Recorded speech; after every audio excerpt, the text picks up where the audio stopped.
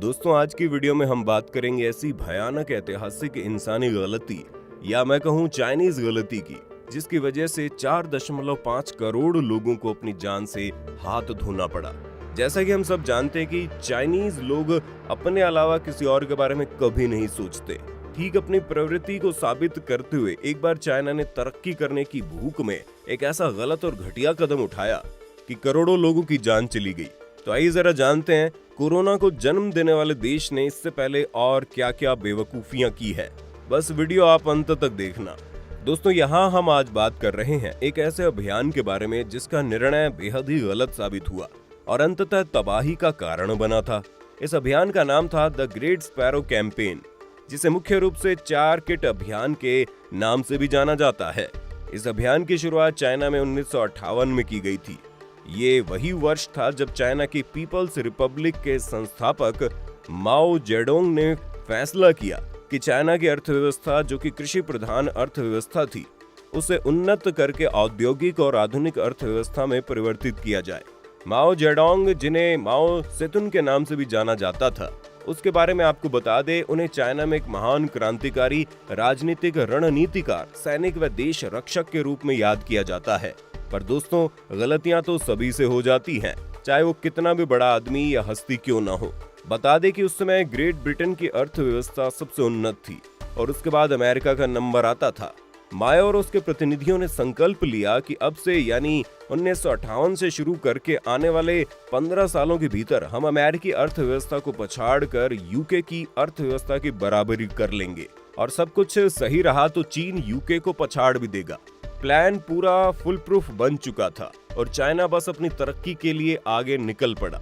इस संकल्प के साथ चीन में एक बहुत बड़े आंदोलन की परिकल्पना की गई, जिसे द ग्रेट लीप फॉरवर्ड नाम दिया गया, जिसका शाब्दिक अर्थ होता है आगे की एक और महान छलांग।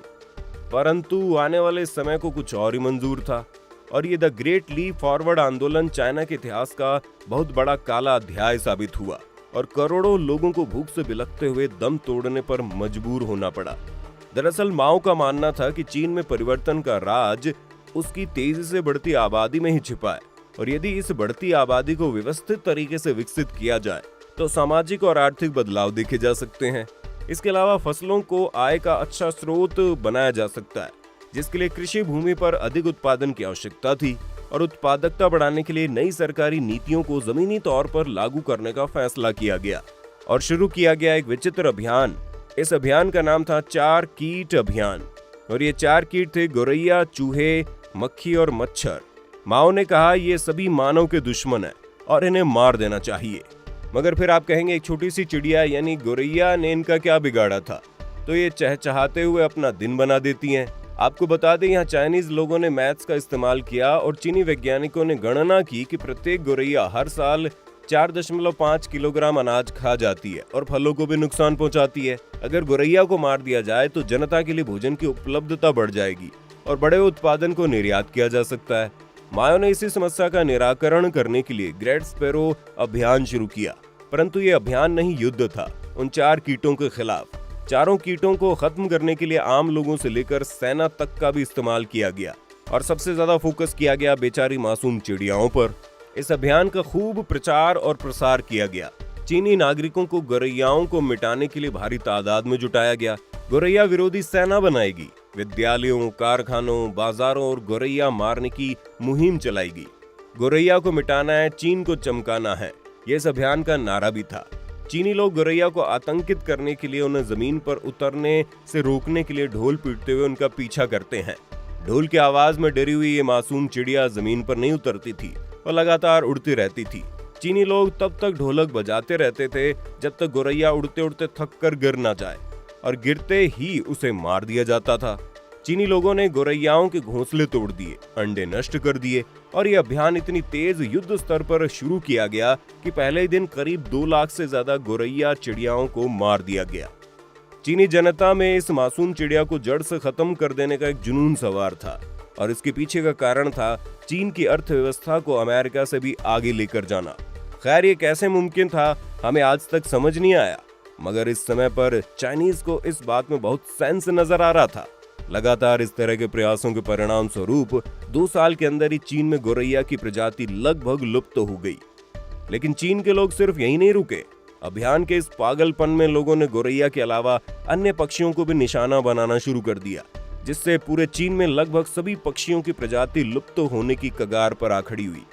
इस ग्रेट स्पैरो अभियान को तो 1960 तक सफलता मिल गई थी, परंतु एक महाकाल समस्या धीरे धीरे चीन में आ रही थी, और वो थी भयंकर पर्यावरण असंतुलन की। गौरैया जैसी कोई भी चिड़िया केवल अनाज या बीज ही नहीं खाती, गौरैया कीड़े मकोड़ों को भी खाती है, जिससे कीड़े मकोड़ों की संख्या नियंत्रण में रहती है। और चूंकि अब इन कीड़े मकोड़ों को खाने वाली चिड़ियाओं को तो चीनी लोगों ने मार डाला था, अब ऐसे में सभी कीड़े मकोड़े और छोटे छोटे कीटों की आबादी में एक ऐसा उफान सा आया जो संभलने का नाम ही नहीं ले रहा था। सबसे ज्यादा बढ़ोतरी हुई टिड्डियों की संख्या में। पूरे चीन में टिड्डी दल की संख्या अप्रत्याशित रूप से बढ़ गई। टिड्डी दल झुंड के झुंड में आते और चंद घंटों में हजारों हेक्टेयर में फैली फसलों को चट कर जाते। टिड्डी दल का ऐसा भयंकर हमला चीनी वासियों ने पहले कभी नहीं देखा था। टिड्डी दल और अन्य कीट पतंगों के हमले के कारण चीन में पैदावार बुरी तरह से प्रभावित हुई। इसको रोकने के लिए लगातार कीटनाशक का छिड़काव भी किया गया, और चीनी सरकार के द्वारा अपनाए गए अन्य उपाय भी इन कीटों की बढ़ती संख्या के प्रति बेअसर साबित हुए। उल्टा नए नए कीटनाशकों के प्रयोग ने फसलों को और ज्यादा सड़ा दिया था। देखते ही देखते चाइना में अकाल की स्थिति आ गई, जनता अन्न को तरसने लगी और पूरे चीन में भुखमरी के हालात हो गए। ये पता लगने पर कि गौरैया और अन्य पक्षी कीड़े मकोड़ों को खाकर पर्यावरण संतुलन रखने में अपना योगदान देते हैं, मायो ने 1960 में गौरैया मारने का अभियान स्थगित कर दिया। लेकिन तब तक बहुत देर हो चुकी थी। पर्यावरण असंतुलन अपना काम कर चुका था। अकाल के कारण करोड़ों लोग खाने को तरस तरस कर मर गए। वहां पर भूख और खाने के लिए इतनी हालत खराब हो गई कि चीनी लोग मिट्टी खा खा कर अपना गुजारा करने लगे थे। 1958 से 1961 के 3 सालों में चीन में 45 मिलियन यानी लगभग 4.5 करोड़ लोग मारे गए थे।